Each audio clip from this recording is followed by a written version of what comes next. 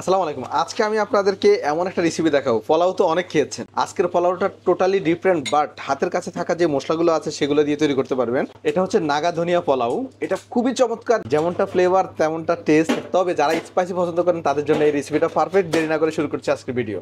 প্রথমে আমি পানিতে 2 কেজি চাউল দিচ্ছি, চিনি গুঁড়া চাউল। আপনারা চাইলে বাসমতি চাউলও দিতে পারেন, তবে চাউলটা মিনিমাম আধা ঘন্টা ভিজিয়ে রাখতে হবে। প্রথমে কি করবেন, চাউলটা 1 থেকে 2 বার ওয়াশ করে তারপর পানি দিয়ে চাউল আধা ঘন্টা ভিজিয়ে রাখবেন, তাহলে পোলাওর টেক্সচারটা অনেক ভালো হবে। বাস, আমি চাউলটা জাস্ট 1 থেকে 2 বার ওয়াশ করে তারপর পানিতে ভিজিয়ে রাখবো আধা ঘন্টা। তারপর নেক্সট স্টেপটা আমি দেখাচ্ছি। এখানে প্রথমে আমি প্রায় 100 গ্রামের মতো ধনিয়া পাতা নিয়েছি।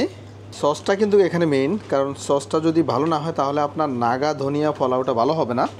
তারপর নাগা চিলি দিচ্ছি এখানে প্রায় 9 পিসের মতো। এগুলো ছোট অনেক, এগুলো একেবারে বাড়তি নেই, এগুলো যথেষ্ট কচি। আপনার নাগা চিলি এগুলো বেশি একটা ঝাল না। আপনারা চাইলে এই চিলিটা আরও বেশি, এই মরিচটা আরও বেশি দিতে পারেন, কোনো অসুবিধা নেই। তো আমি নাগা মরিচে বা বুমা মরিচ যেটাই বলেন, আমি এটা দিয়েছি 9 পিস। তারপর 1 টেবিল স্পুন সুগার দিচ্ছি, আরও হাফ টেবিল স্পুন। এই সুগারটা দিতে হবে, তা না হলে কিন্তু আপনার টেস্ট ব্যালেন্স করবে না। এখানে আরেকটা জিনিস আপনারা অবশ্যই মাথা রাখবেন, এখানে দিতে হবে 1/4 কাপ সিরকা অথবা ভিনিগার। আপনারা যদি সিরকা অথবা ভিনিগার যদি না থাকে, 2টা লেবুর রস দিবেন, কারণ এই পোলাওতে এই যে সসটা আমি তৈরি করতেছি, এই সসটাই মূলত মেন টেস্ট আপনার পোলাওতে আনবে। এই জন্য এই সসটাতে কোনোভাবেই ভুল করা যাবে না। তারপরে এটা প্রপারলি ব্লেন্ড করে নিতে হবে।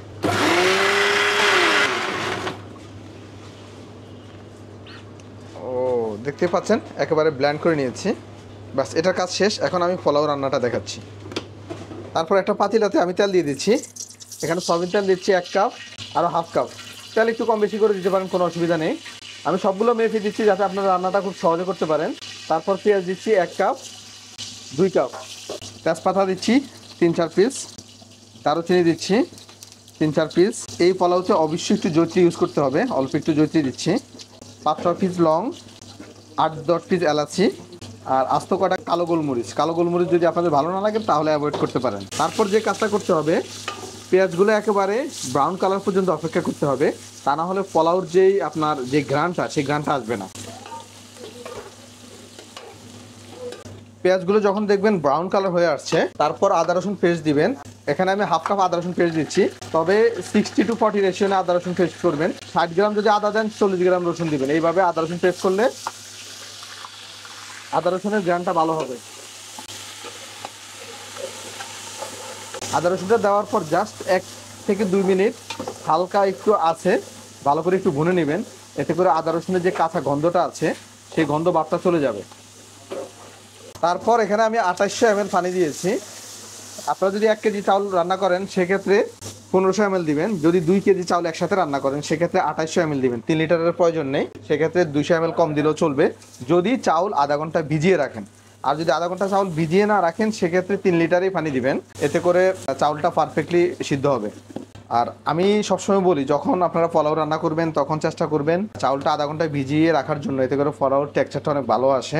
আর 1 কেজি চাউলের জন্য 1500 ml পানি দিবেন, 2 কেজির জন্য 2800 ml পানি দিবেন। অর্থাৎ 2 কেজির পরে প্রতি কেজিতে 5 কেজি পর্যন্ত যদি পোলাও রান্না করেন, প্রতি কেজিতে 100 ml করে পানি কমাইতে থাকবেন, এতে করে আপনার পোলাওর টেক্সচারটা প্রপারলি হবে।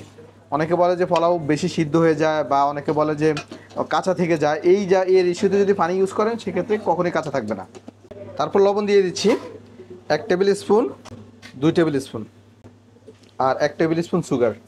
এই সুগারটা আপনার টেস্ট বাড়ানোর জন্য হেল্প করবে। তারপর আস্ত কয়টা কাঁচামরিচ দিচ্ছি, তবে আপনারা চাইলে কাঁচামরিচটা মানে না দিলেও চলবে, কারণ যেহেতু নাগা চিলি দিয়েছি। কাঁচামরিচগুলো দেওয়ার কারণটা হচ্ছে পোলাওতে কাঁচামরিচটা দিলে দেখতে সুন্দর লাগে। আবার অনেকে এই কাঁচামরিচ, পোলাওর যে কাঁচামরিচটা, সেই কাঁচামরিচটা একটু কষলিয়ে পোলাওর সাথে খাওয়ার মজাই কিন্তু আলাদা। অনেকে এটা খুব পছন্দ করে, এজন্য দিয়েছি। তারপর আস্ত কটা কিশমিশ দিয়ে দিচ্ছি। এই কিশমিশটা কিন্তু ঝালের সাথে মিষ্টি লাগবে, একটু মজাই লাগবে, এর জন্য আস্ত কটা কিশমিশ দিয়েছি। এখানে প্রায় 20-25 পিসের মতো কিশমিশ ছিল। এখানে একটা ব্যাপার খুব ভালো করে খেয়াল করবেন, যদি পানি এইভাবে বলক না আসে তাহলে কিন্তু পোলাওর চাল ডালা যাবে না, তাহলে কিন্তু আপনার পোলাও ভালো হবে না। পানি যখন বলক আসবে তারপর চাউলগুলো ঢেলে দিবেন। আর পোলাওটা আমি সবসময় চিনি গুঁড়া চাউল দিয়ে প্রেফার করি, কারণ চিনি গুঁড়া চাউলের যে গ্রানটা, সেই গ্রান পোলাওর সাথে আসলে খুবই চমৎকার লাগে। আপনারা চাইলে বাসমতি চাউল দিয়ে রান্না করতে পারেন, তবে বাসমতি চাউল দেখতে অনেকটা সুন্দর হয়। আর চাউল দেওয়ার সঙ্গে সঙ্গে জাস্ট একটু নেড়ে নিতে হবে, তা না হলে চাউলে কিন্তু চাকা বেঁধে যাওয়ার একটা সম্ভাবনা থাকে।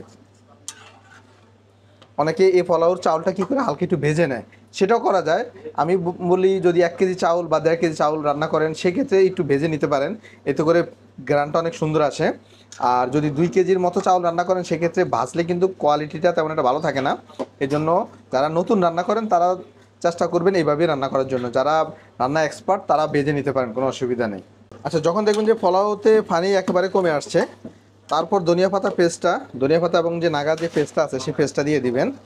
এটা কিন্তু আগে যদি ইউজ করেন সেক্ষেত্রে কিন্তু কালার এবং গ্রান নষ্ট হয়ে যাবে, কারণ ধনিয়া পাতা এবং নাগা চিলি সিদ্ধ বেশি করলে কালার নষ্ট হয়ে যায় এবং গ্রান নষ্ট হয়ে যায়।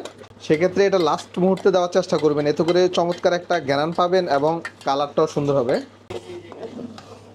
ওকে,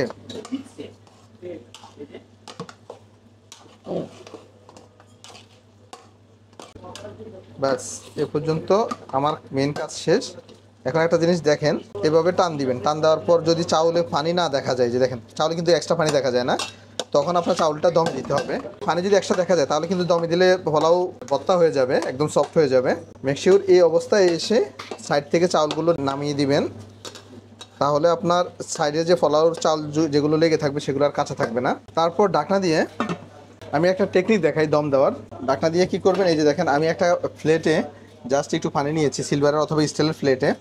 তারপর চুলার হিট একেবারে কমিয়ে আমি এই পাতিলাটা বসিয়ে দিচ্ছি। এভাবে দম দিয়ে 25 মিনিট রেখে দেবো, তাহলে আপনার পোলাওটা একেবারে পারফেক্ট হবে। আমি জাস্ট 25 মিনিট পর আপনাদেরকে দেখাচ্ছি কেমন হয়েছে। বিসমিল্লাহ। আপনারা চাইলে একটু ঘি ইউজ করতে পারেন, তবে ধনিয়া পাতার সাথে আমি ঘিটা ইউজ না করার জন্য সাজেস্ট করব। দেখেন কতটা জর্জরা হয়েছে। বিশ্বাস করেন এই পোলাওটা একবার খেয়ে দেখেন, এটার টেস্টটা এতটাই চমৎকার এবং এটার ঘ্রাণ মাশাআল্লাহ একদম পারফেক্টলি হয়েছে।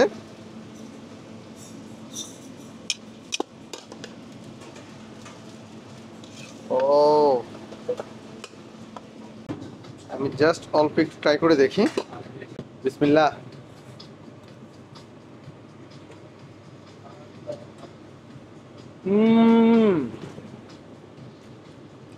মাশাআল্লাহ, বিশ্বাস করেন মানে এই যে পোলাওটা, এই পোলাওটার ঘেরান আমি বারবার বলতেছি, এটা সত্যি দুর্দান্ত।